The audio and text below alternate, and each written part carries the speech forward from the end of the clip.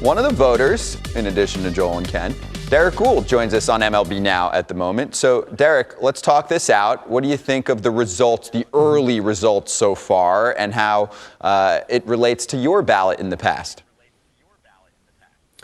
Yeah, probably about, 10% of the ballots, a little more than 10% of the ballots are in. So we're really kind of grasping for trends at this point. I think one of the things that stands out to me is, if I saw it right, is that there are 2 blank ballots. That's concerning because it takes 3 ballots to overcome those. I don't so much mind the ballots that have 1 person voted, because at least you're then engaged in the process. But the blank ballots bother me because it's essentially erasing 3 votes from peers. And there's been a couple of those already advertised. But I think, so far the trends are holding based on like last year. You see Bonds and Clemens holding steady, inching towards 75 in their 9th year on the ballot. And, either they'll get the late push from the rush of public ballots or the votes that come later, or they're there for the 10th year when they probably will spill over into the hall. Derrick, one thing we deal with as voters is a limit of 10 people that you can put on the ballot, 10 players that you could list. You have advocated for a long time something called the binary ballot, in which forget the limit on how many guys you can vote for. You simply vote yes or no. Now, I love this idea. Can you explain to us what made you think of it?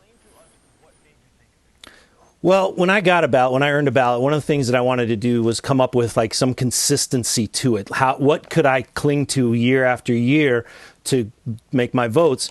Well, one of the things is we had more candidates than spots on the ballot. And that to me meant the hall was asking us a different question, Ken. It was asking us, who are the 10 most worthy candidates this year? And that's really not the charge. The charge is, are they Hall of Famers or not? It's far more simple than that. It's, are they worthy of the hall or not? When the limit is there, when the limit says you can only vote on 10, then all of a sudden you're having to power rank the candidates. And that's when you have to use whatever tools you have at your disposal. And so as I was kind of sorting through that, I'm like, why don't they just have us go yes, no? Answer the fundamental question that they're asking us. And that is this player worthy of the hall? Yes or no? Not, is he one of the 10 most worthy this year, or one of the 10 most worthy next year, or one of the 7 worthy year after that. It's just a more simple way of looking at it. And it answers the direct questions the hall is asking voters to answer. Derrick, I want to actually go back to something you said earlier about the blank ballots. I am not sending in a blank ballot, so I'm not defending this because I'm sending one back. But just to push back a little, you just now in the binary thing, one of the points you made is we are asked as voters, do you think the person belongs in the Hall of Fame or not? If you don't think anyone on the ballot belongs in the Hall of Fame, why put a check mark next to it just to distinguish that you voted for someone if you don't believe in it? Our job isn't to get people into the Hall of Fame. It's to vote on who we think should be in the Hall of Fame. So why is a blank ballot a bad thing? Totally agree. No, I don't have an issue with a blank ballot in general. Just don't send it in. If you don't have a vote, if you don't want to engage in the process, but you are in. Wait. 0 people. Derrick, I would say you're voting for no one. Our job is, who do you think on the ballot belongs in the Hall of Fame?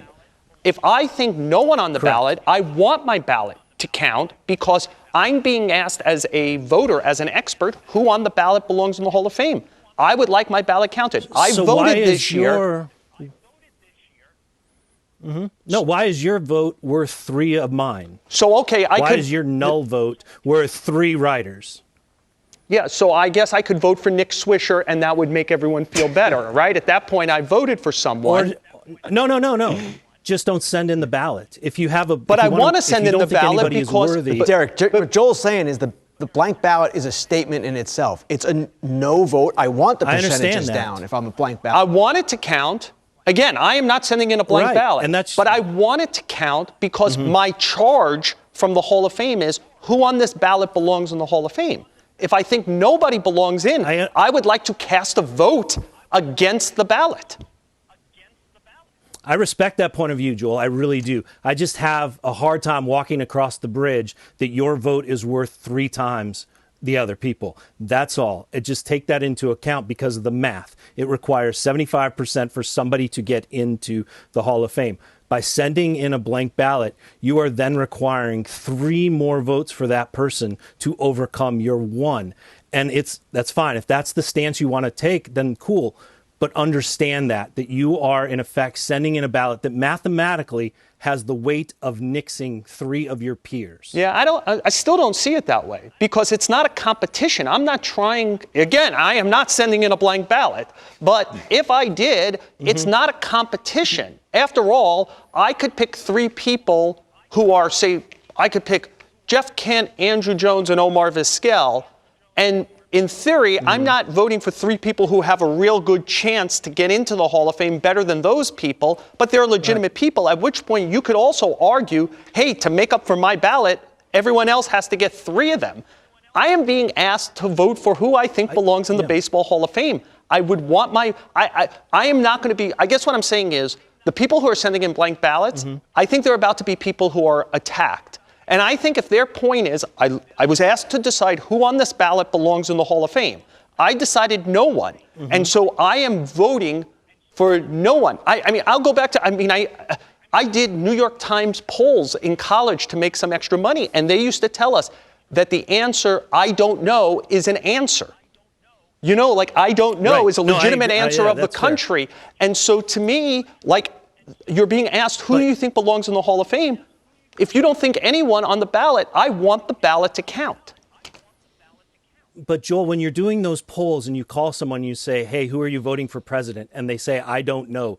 You don't then have to find 3 other people to overcome. But I keep disagreeing with your 3 other people. Is Derrick, if I pick... How can you? That's math.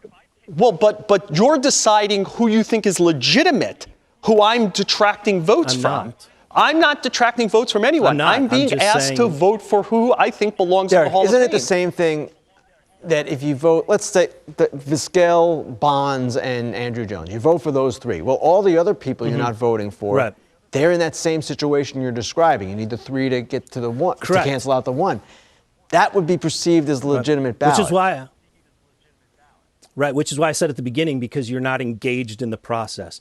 Vote for who you think is worthy, but don't detract from the other voters. So if you think that there are 4 people worthy, then vote for them. If you think there's 1 person that's worthy, that stands above the class, then vote for them. Engage in the process.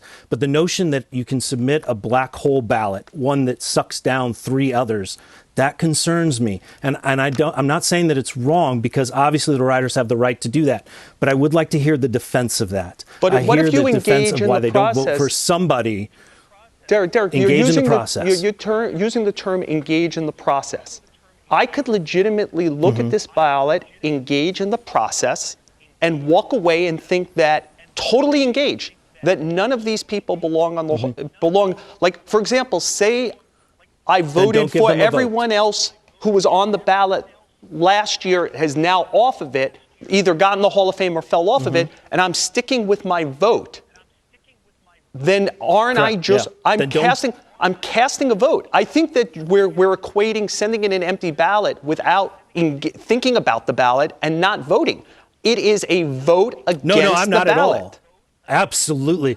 Absolutely, the opposite is true, and I'm not saying that at all. I'm saying that if you don't think anybody is worthy, like the purpose is, right, whether we're talking about the binary ballot or the ballot, Joel, and I completely understand where you're coming from here, is to determine who is worthy. If you see that ballot and you go, no one is worthy, then don't contribute to their votes. It takes 75%. You, by not sending in a ballot, are not helping that 75%.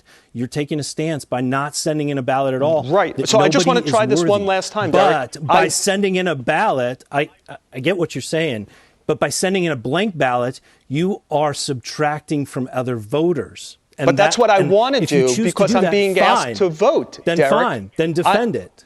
That's right. Again, I want to say it again. I will be sending in a ballot with check marks on names. Yeah. But if but I would want an empty ballot to count against it because what people are asking, what the Hall of Fame is asking me to do, is determine if anyone on the ballot belongs in the Hall of Fame. If I don't and I abstain, as you're suggesting, I am not casting the vote the way I want. I'm helping people who I think don't belong in the Hall of Fame to get to the Hall of Fame by helping them get closer to 75%. By sending in a ballot, I am voting against the ballot. You are providing an anchor to their rise. I understand that. And my point is that I hope that you would defend that to 3 of your peers who are voting. That's all. Or maybe 3 of my peers should defend who they voted for rather than me. Or I'm happy to. Or happy to. That's what I'm everybody, happy because to do. there's a lot. And of by the fan way, I'm involvement voting for here. people. Hey, there's a lot of fan involvement here too. This is for electing players in, but there is some truth to transparency and fans wanting to know. Okay, your ballot's blank. That stands out. Completely fine, and you can defend it. You know, I think in today's world, this isn't a secret process. No. So, and Derrick, we appreciate the time. Not necessarily the direction I expected it to go, but an interesting conversation. Derrick, thank you. We'll talk again about Hall of Fame soon. Okay. Thank you.